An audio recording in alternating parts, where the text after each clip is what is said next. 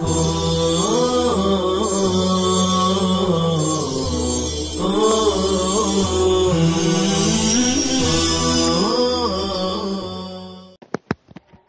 الله الرحمن الرحيم نحمده ونصلي على رسوله الكريم أما بعد.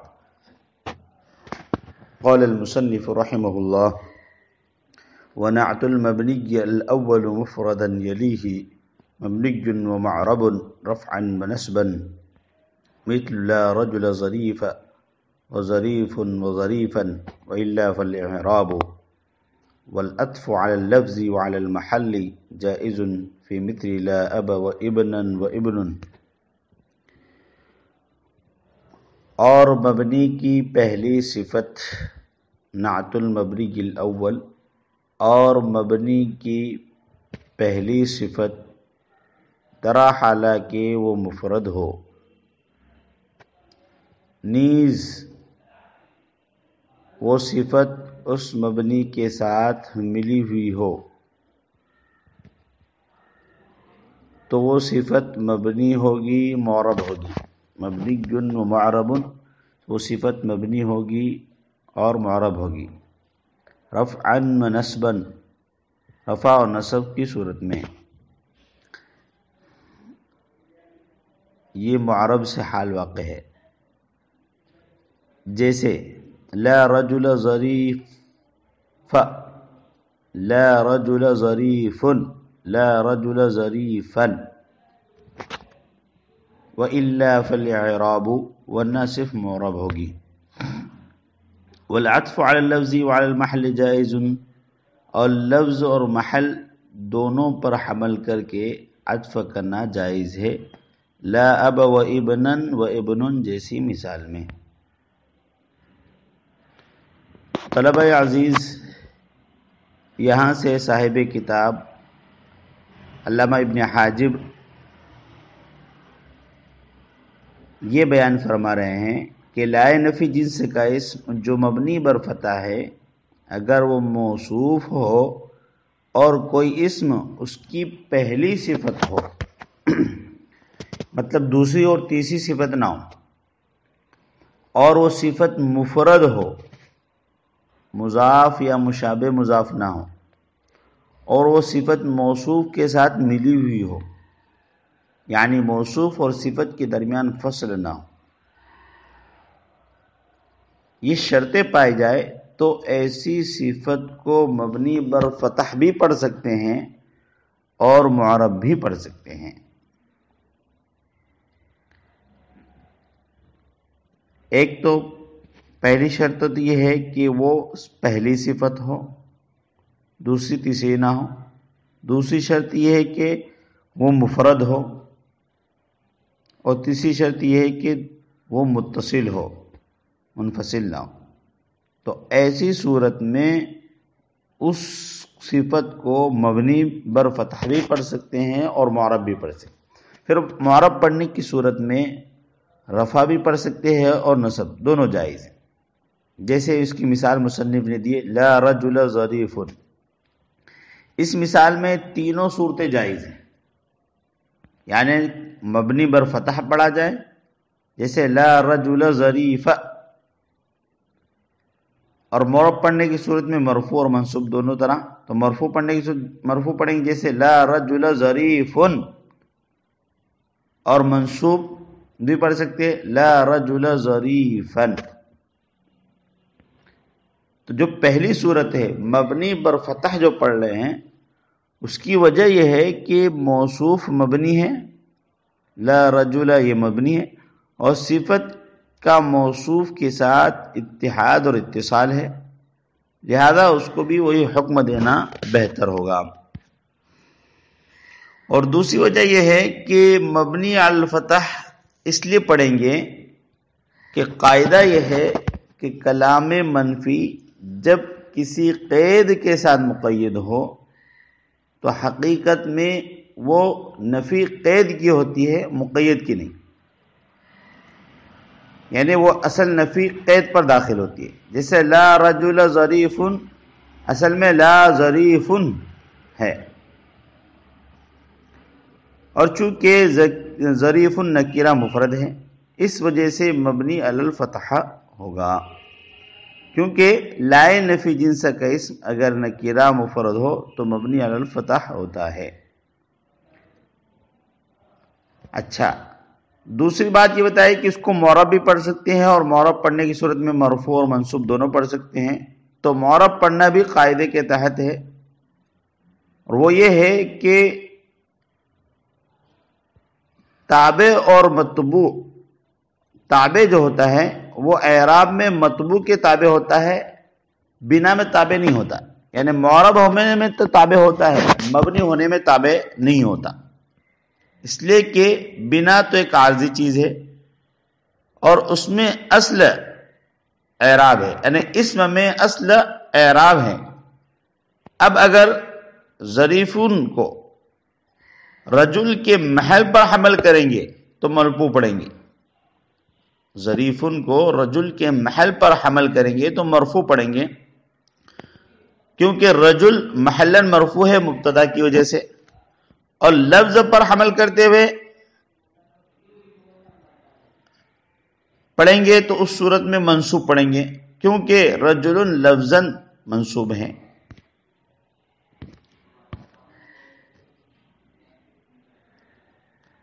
تو یہاں پر جب اسم مبنی بر فتح اگر وہ موصوف ہو اور اس کی پہلی صفت اسی طریقے سے وہ مفرد ہو اور وہ اس موصوف سے متصل ہو تو مبنی بر فتح بھی پڑھ سکتے ہیں اور معرب بھی پڑھ سکتے ہیں، اور دونوں پڑھنا قاعدے کے تحت ہے، جیسے کہ ابھی ہم نے آپ کو بتایا۔ اور کہہ رہے ہیں کہ وہ ساری شرطیں جو ہم نے بیان کی، مفرد نہ ہو، اسی طریقے سے متصل نہ ہو، پہلی صفت نہ ہو، تو مصنف کہہ رہے ہیں وَإِلَّا فَالْإِعْرَابُ، ورنہ صرف معرب ہوگی، مبنی بر فتح نہیں ہوگی۔ تو صاحب کافیہ یہاں سے یہ بیان کرنے جا رہے ہیں کہ اگر وَإِلَّا فَالْإِعْرَابُ سے یہ کہنا چاہ رہے ہیں کہ اگر مذکورہ تینوں شرائط میں سے کوئی ایک شرط بھی نہ پائی جائے تو ایسی صفت صرف معرب بن کر مرفوع اور منصوب ہی پڑھی جائے گی، مبنی بر فتح نہیں پڑھی جا سکتی، اور مرفوع پڑھیں گے تو اس کا حمل محل بعید پر ہوگا، اور منصوب پڑھیں گے تو اس کا حمل محل قریب پر ہوگا۔ اس کو مثال سے سمجھیے، جیسے لا غلام رجل ظریف فی الدار، تو یہاں پر ظریفن کو مبنی بر فتح نہیں پڑھ سکتے، کیونکہ ظریفن مبنی کی صفت نہیں ہے،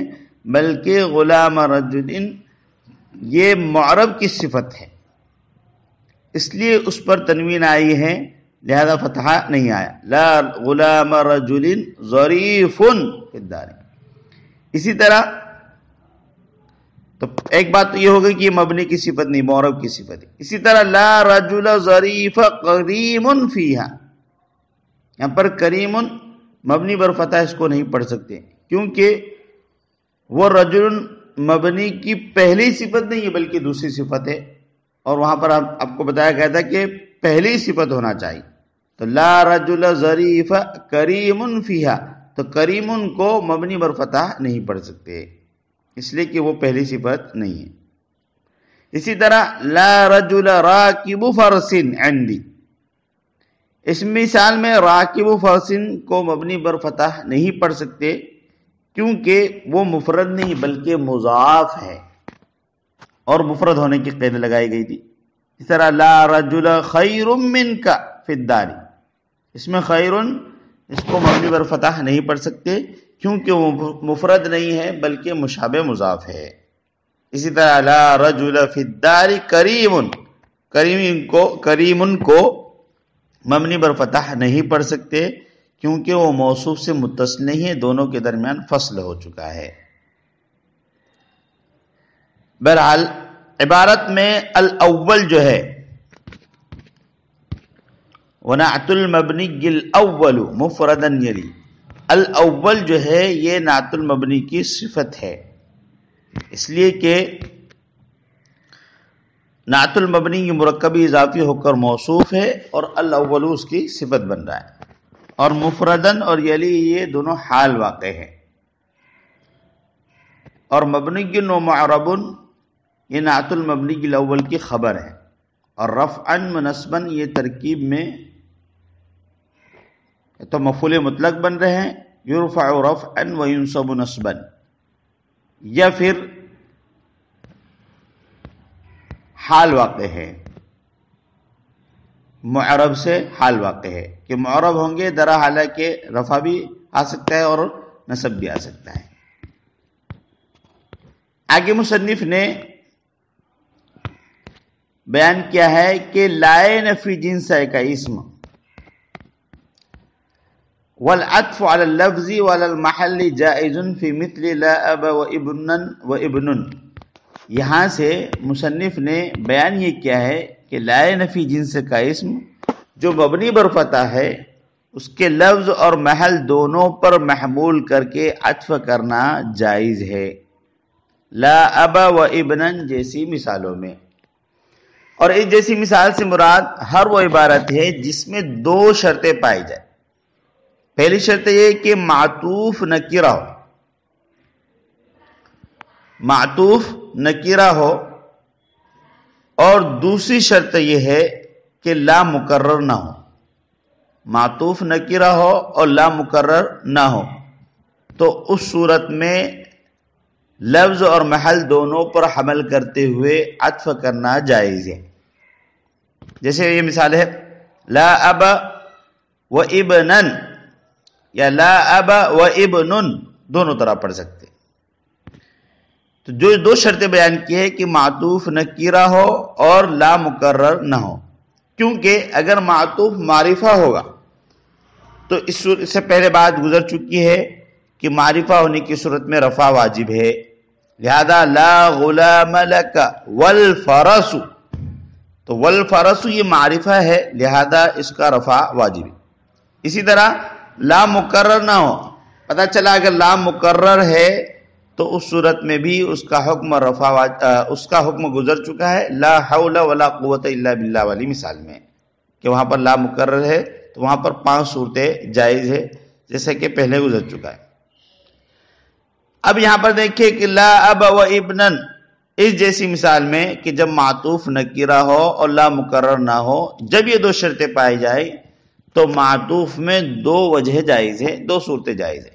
اس کے لفظ پر بھی حمل کرتے ہوئے اس کو نصب بھی پڑھ سکتے ہیں، اور محل پر حمل کرتے ہوئے اس کو رفع بھی پڑھ سکتے ہیں۔ یعنی معطوف کو مبنی کے لفظ پر حمل کیا جائے، جیسے لا غلام و جاریتن، لفظ غلام جو ہے یہ منصوب ہے، لہذا اس پر عطف کرتے ہوئے، اس پر محمول کرتے ہوئے، لفظ پر محمول کرتے ہوئے اس کو نصب بھی پڑھ سکتے ہیں اور رفع بھی پڑھ سکتے ہیں،